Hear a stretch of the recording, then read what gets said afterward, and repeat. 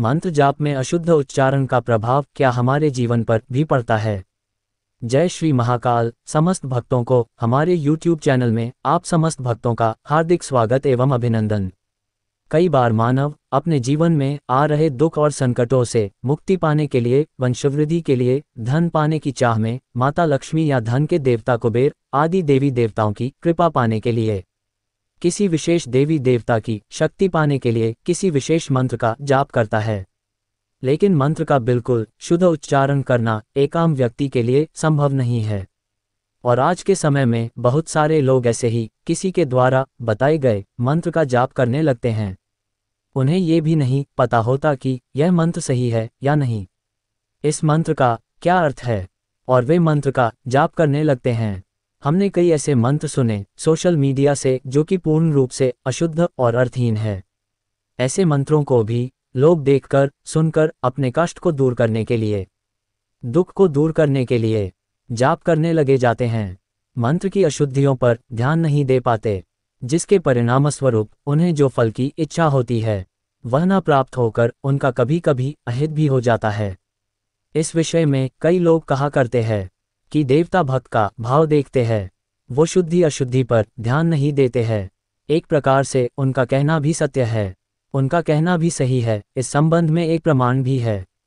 कहा जाता है अज्ञानी व्यक्ति ऊँ विष्णाय नमः बोलेगा और वही ज्ञानी व्यक्ति ऊँ विष्णुवे नमः बोलेगा, फिर भी इन दोनों का पुण्य समान है, क्योंकि भगवान केवल भावों को ग्रहण करने वाले हैं। लेकिन यहाँ पर यह समझना अति आवश्यक है कि जब कोई भक्त भगवान को निष्काम भाव से बिना किसी स्वार्थ के याद करता है, तब भगवान भक्त की क्रिया और मंत्र की शुद्धि अशुद्धि के ऊपर ध्यान नहीं देते हैं, वो केवल भक्त का भाव देखते हैं। लेकिन जब कोई व्यक्ति किसी विशेष मनोरथ को पूर्ण करने के लिए किसी मंत्र का जाप या स्तोत्र का पाठ करता है, तब उस मंत्र या स्तोत्र पाठ से संबंधित देवता उस व्यक्ति की छोटी से छोटी क्रिया और अशुद्ध उच्चारण पर ध्यान देते हैं।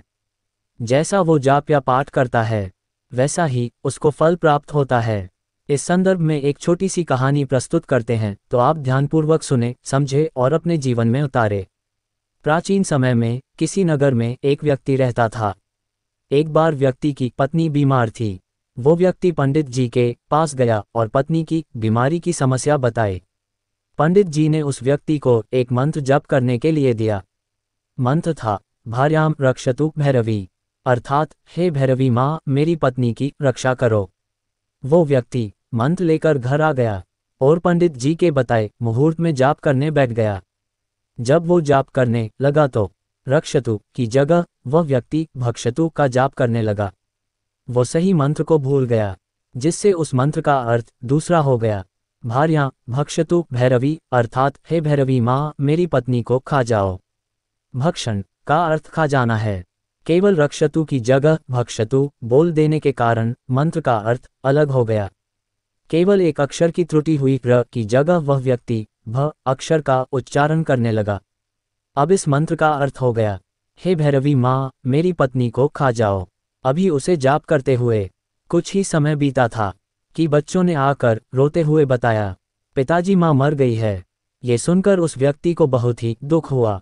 साथ ही पंडित जी पर क्रोध भी आया कि ये कैसा मंत्र दे दिया है। कुछ दिन बाद वो व्यक्ति पंडित जी से जाकर मिला और कहा आपके दिए हुए मंत्र को मैं जप ही रहा था कि थोड़ी देर बाद मेरी पत्नी मर गई। पंडित जी को ये सुनकर बहुत ही आश्चर्य हुआ कि ऐसे कैसे हो गया। फिर पंडित जी ने कहा आप मंत्र बोलकर बताओ कैसे आपने जाप किया था। वो व्यक्ति बोला भार्याम भक्षतु भैरवी। पंडित जी बोले तुम्हारी पत्नी मरेगी नहीं तो और क्या होगा। एक तो पहले ही वह मरणासन स्थिति में थी और बची हुई कसर तुमने रक्षतु की जगह भक्षतु जप करके पूरी कर दी।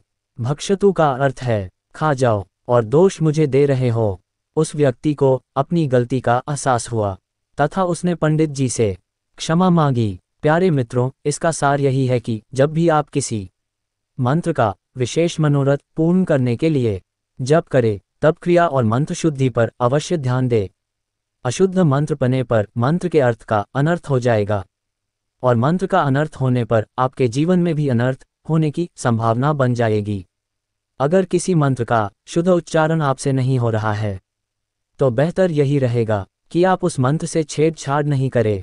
और यदि किसी विशेष मंत्र का जाप कर रहे हैं तो योग्य और समर्थ गुरु के मार्गदर्शन में ही करें, और मंत्र के अर्थ को अच्छी तरह से समझ लेना के बाद ही उसका प्रयोग भाव विभोर होकर करें।